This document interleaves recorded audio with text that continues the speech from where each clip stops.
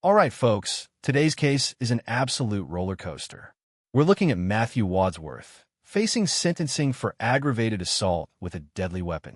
On paper, that alone is bad enough, but wait until you hear his criminal history. This man has racked up over 20 felony convictions and nearly 40 misdemeanors. That's right, one of the worst criminal records the judge says she's ever seen. And yet, thanks to a plea deal, his sentence is capped at just 8 years. The defense argues Wadsworth is a changed man, finally ready to stay on his medication, face his demons, and break free from his past. But the judge isn't convinced, and neither is the prosecutor, who points out he's still making excuses, even down to denying he used a bat during the assault. This hearing has it all: emotional pleas, shocking excuses, a frustrated judge, and a final ruling that will leave you questioning whether justice was really served. Let's get into it. Good morning. Are you Matthew Wadsworth? Yes, ma'am. And Mr. Wadsworth was previously in court and entered a plea of guilty to the second-degree felony offense of aggravated assault with a deadly weapon. There was an agreement for a cap of 8 years in prison. I've received the pre-sentence report. Has everyone had an opportunity to review that report? We have, Your Honor. Yes, sir. Are there any additions or corrections? No, Your Honor. Not from this one. All right, Mr. Rojas, you may proceed. Yeah, Judge, it's the cap of 8, the agreement, I think is a cap of 8, and just based on the criminal history alone and the PSI, it looks like It looks like you did a very good job of getting that agreement. that's kind of, not that I did a good job, but I think that may be doing a favor to Mr. Wadsworth. However, Judge, there are some things I'd like to point out. If you look at, and I'm talking about his felony criminal history, the first page of his, I guess, rolling into the second page of his felony criminal history, most of those offenses happened in 2002. So he seems to be getting those in bunches. Those happened in 2002. He got sentenced in 2000. All in one. In January of 2002, they all happened. Right. Got revoked in 2003 on all of them. I think he did 60 months on all of them. Got some more in October 2002. Then after that, he goes and basically he's in and out until about 2019 when he picks up some more cases. And from 2019 to this present case, he's From after the 2002 and to the 2019, there were seven additional felonies. Yes. 7 additional felonies. yeah. Go ahead. And then from 2019 to now, at least, he's able to stay clean. So he tells me that most of the time when he's committing offenses is when he's off his medications. He's been back on the meds now in jail. It's helping him. He's able to think clearly now. We talked about this, and if the court's even going to consider probation, as pointed out in the PSI, the only way he's going to get probation is with safety to get help with his drug issues. And he understands that. He recognizes that. He's willing to do that. He's hoping that you give him a chance to do that, and even if The defense paints Matthew as a man finally ready to change. They blame his crimes on untreated mental health and drug addiction, claiming he does well when he stays on medication. Here's the problem. Courts have heard this song before, countless times. I'll do better if I just stay on my meds. But probation officers and judges know that promises often crumble once someone is out of custody. So let me ask you, if you were the judge, would you gamble on him one more time, knowing his history, or is that a risk the community can't afford? I was sexually abused. My parents were drug addicts. I went to prison. You guys forgot something. I hope it don't hurt me, but I got beat up. I had a robbery in 1992. When I got out from that robbery until 2000, when you started, 2002, yes, ma'am. I stayed out of trouble again because I was on medication. It's been my whole life. It's been the pattern of my life. I'm on my medication. I'm a great guy. I'm a journeyman electrician. I'm a father. I'm a grandfather. I spend time with my kids. If I'm off of them, and the reason I got off of them and this offense happened is I was hearing voices. I thought my roommate was holding my girlfriend hostage. It says I hit him with a bat, but it was my walking cane. It wasn't a bat.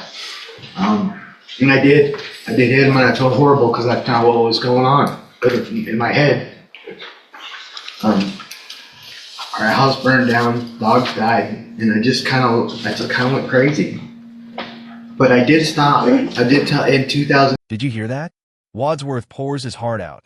Childhood trauma, drug-addicted parents, sexual abuse, a burned-down house, even losing his dogs. And yes, it's tragic. But buried in there is the chilling admission. He attacked someone because he thought his roommate was holding his girlfriend hostage. He insists it wasn't a baseball bat, just his cane. But come on, whether it's a bat or a cane, it's still a weapon when you're swinging it in a paranoid rage. This is where excuses blur with accountability. Do you think he's being sincere here? Or is this just another chapter in a lifetime of blaming circumstances instead of himself?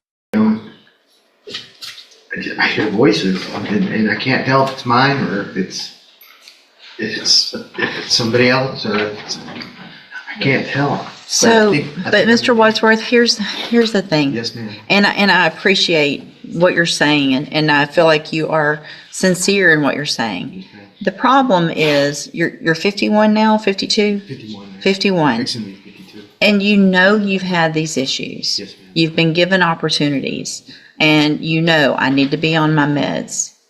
And even if I give you a probation, it's only for so long. At some point, you have to stay on your own meds, and you can't require someone else to force you to do that and take a chance with society and the community of you hurting someone else. Honestly, I'm not sure, but I honestly think that you have the worst criminal history I've seen. I even said that to Mr. Rojas. I said this. You have 19 misdemeanor convictions. You have 20 others that were either filed. And there it is. The judge lays it bare. 21 felony convictions, 19 misdemeanors, plus even more dismissed cases. She calls it the worst criminal history she's ever seen. That matters. Sentencing isn't just about one crime. It's about the pattern. And Matthew's pattern is decades of crime, broken probations, and wasted chances. This moment shows exactly why judges lose patience. At some point, the question becomes, is this a man who can ever safely return to society? Or has he proven, time and time again, that he simply won't change? Oh, I'm sorry. And then another later in 2019, maintaining a common nuisance of a controlled substance or something like that in Indiana. So the last thing is 2019, which is, in the big scheme of things at your age, not that long ago. I know, I understand. Mr. Smith? Judge, I would point you to his account of probation where he said the part about the baseball bat is not true. A dresser fell on top of him. I saw that. He's still not accepting responsibility. I hit him with the cane. Hold on, don't I'm speak sorry. over. I let you talk, so don't talk over anyone else, please. I believe probation is absolutely right that jail time and probation has not. The prosecutor doesn't hold back.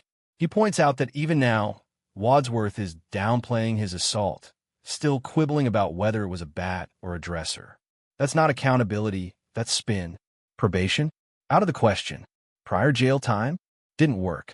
Prior probation? Revoked. At this point, the prosecutor is basically saying, enough excuses. He's had chance after chance, and the community deserves protection. What do you think? Should the court have gone even higher if not for the plea cap? Or is 8 years already generous given his history? That you entered your plea of guilty. I'm going to find sufficient evidence to find you guilty, and at this time find you guilty of aggravated assault with a deadly weapon. Sentence you to a term of 8 years in the institutional division of the Texas Department of Corrections. There will be an affirmative finding of a deadly weapon. You will receive credit on that sentence for any time that you've been in custody that the law gives you the right to receive. I'm handing you the trial court certification that shows this was an agreement that I followed, and so you've waived your right to appeal. I have also handed you a written admonishment regarding your ineligibility to possess a firearm or ammunition. Because of the judgment entered against you, you're ineligible under Texas law to possess a firearm or ammunition. Possession of a firearm or ammunition could lead to charges against you.